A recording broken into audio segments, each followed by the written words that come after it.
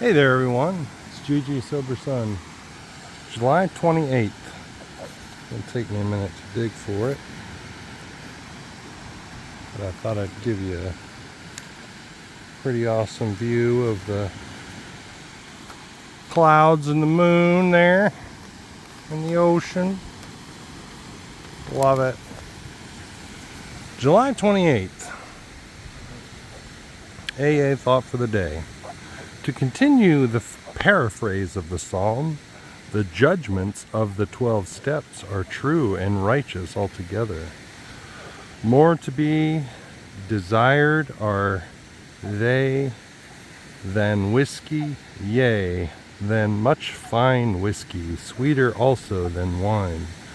Moreover, by them are alcoholics warned, and in keeping of them there is great reward.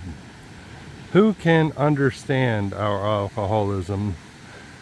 Cleanse us from secret faults. Keep us from presumptuous resentments. Let them not have dominion over us. Then shall we be upright and free of the great transgression. Am I resolved that liquor will never again have dominion over me? Well, the dear author of this book, bless him, is getting pretty pious sounding, which I'm not a huge fan of. No matter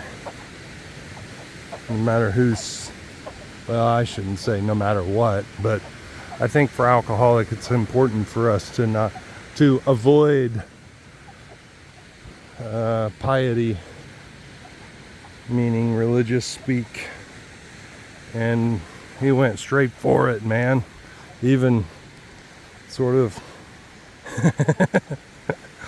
taking some of the really big book and doing a mashup with still 12-step literature. But bless him, thank you for writing all of it down. But I will take this opportunity to say I think it's super important for us. I know that after about a year and a half of sobriety, and I may have told this story before, but I think it bears repeating, because we alcoholics are, can be complicated people. And I know that, as I've said before, I thought I had graduated spiritually from AA at one point. And I really, in my quest to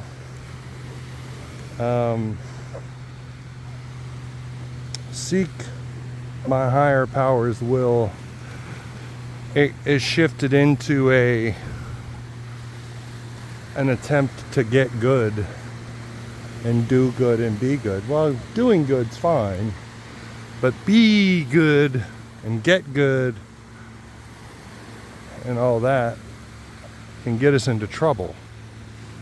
Doing the next right thing is kind of the terminology that we hear a lot in AA recovery, and that to me is more important than trying to be a good person.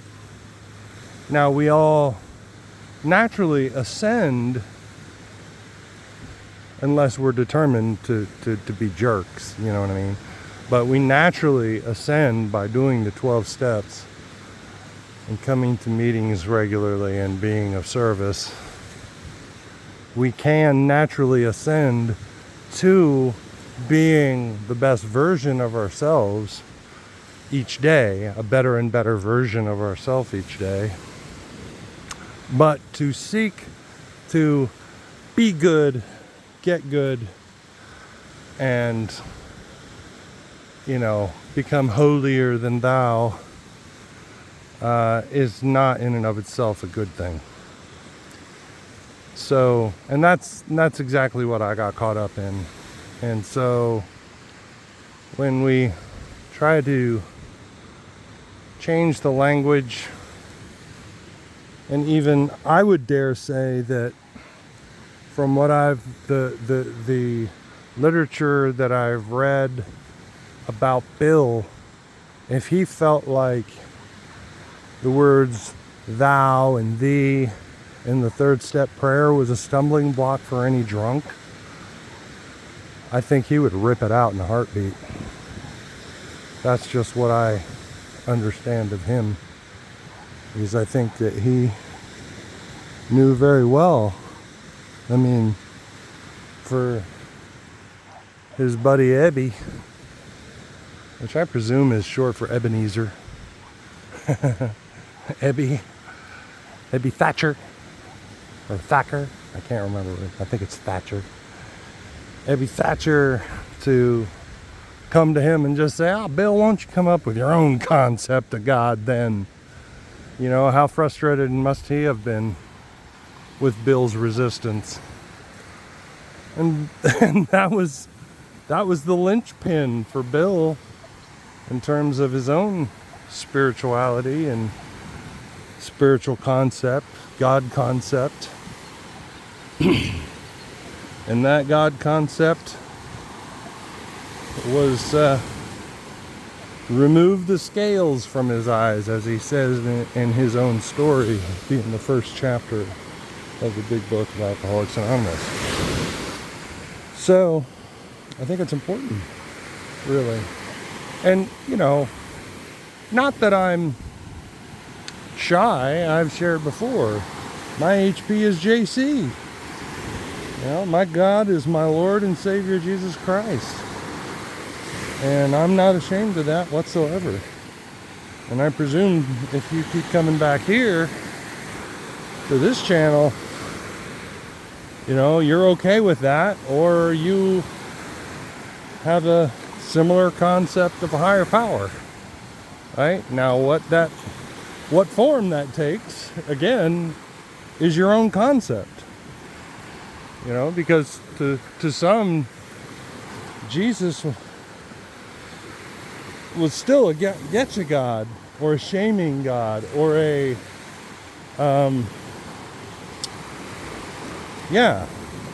woe to you kind of God, which I don't subscribe to. Does he say it? Sure. But I think a lot of the time, if you look at who he's talking to the religious people a lot of times. People who had a jacked up concept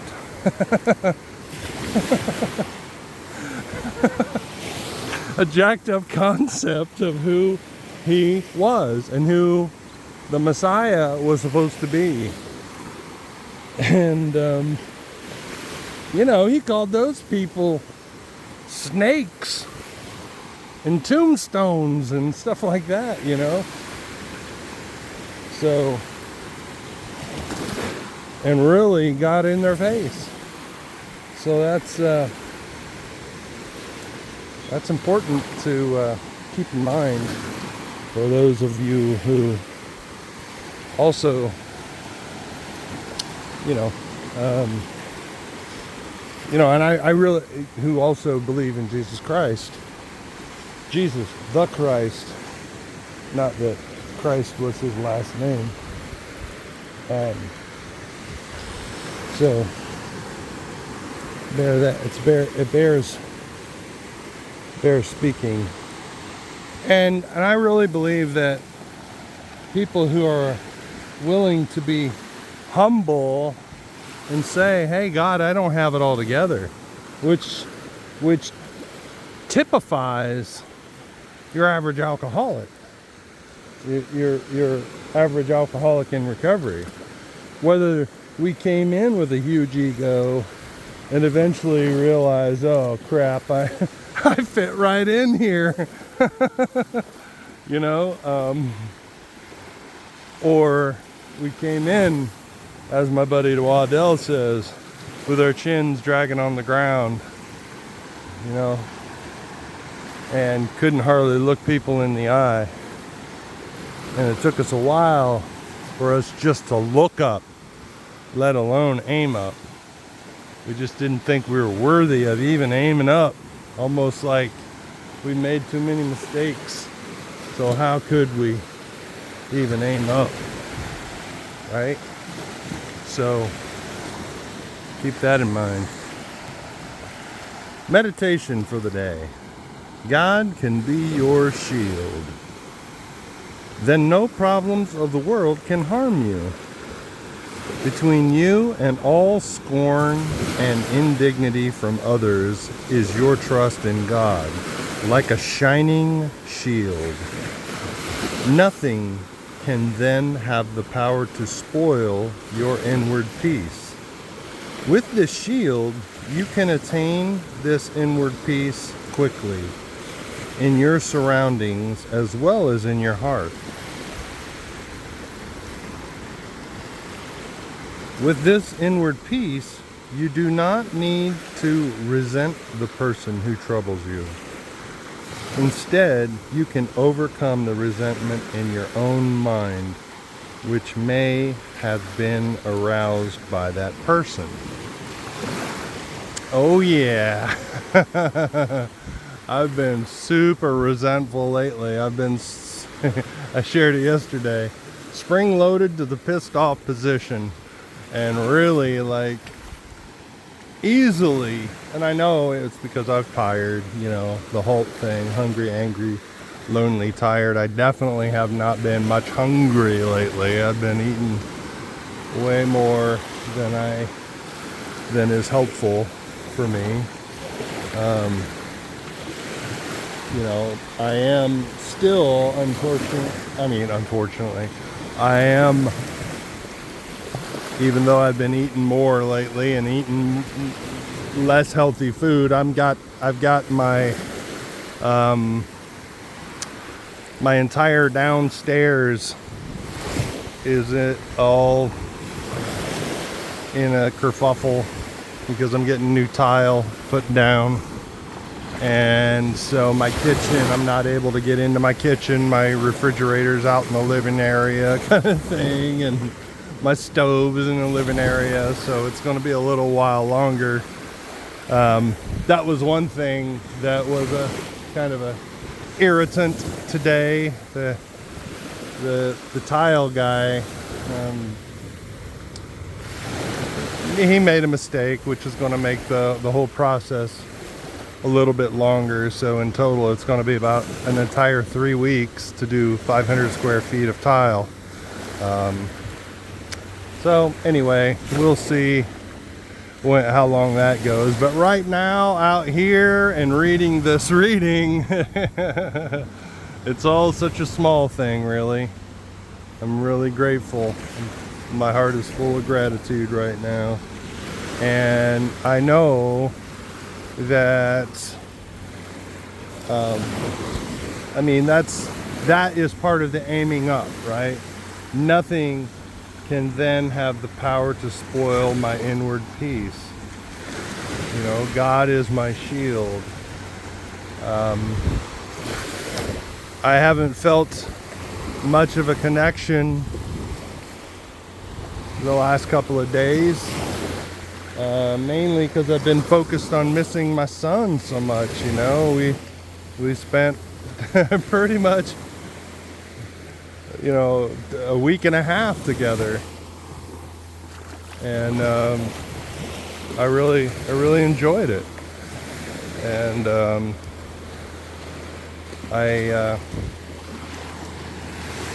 missing that connection, the conversation, and everything else, and rather than focusing on my connection with God, who's with me always, I've been more focused on what I've not had, what I don't have at the moment, and focused on what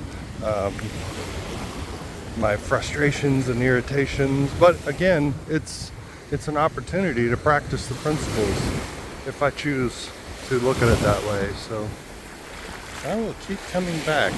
I pray that I may strive for inward peace. I pray that I may not be seriously upset, no matter what happens around me.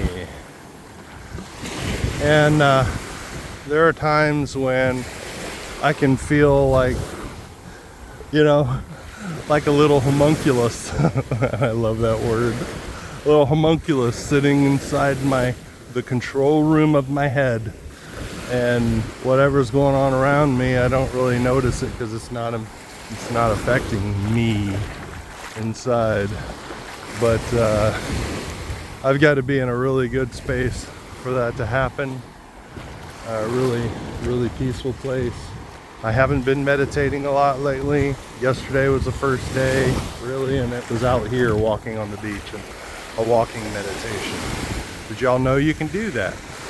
Walking meditation. Get out here and listen to the waves, the breeze, the birds, and or even how far away the cars sound when they drive by and things like that. And it's really a wonderful way to meditate. So I hope y'all have your own special place that no matter what's going on, you can still hear. I mean, when I take meetings into the jail and I chair the meeting and I ask for the moment of silence, to remind us why we're all here, and the still suffering alcoholic, followed by the serenity prayer at the beginning of the meeting. I typically do a full minute, and I let them know that I'm going to. And I say, you're going to hear doors slamming and people, radio in the background kind of thing, but just, be aware of it, acknowledge it. You don't have to be alarmed by it kind of thing. And I kind of guide them through that because I figure they'd get zero quiet while they're in jail. So it's a little gift, and it takes courage, really, because some guys don't like silence. They even in jail, the notion of silence is a little scary, but I think they get irritated, some gets shifty, fidgety, and they're just not used to that. So they may say something, but I take that risk.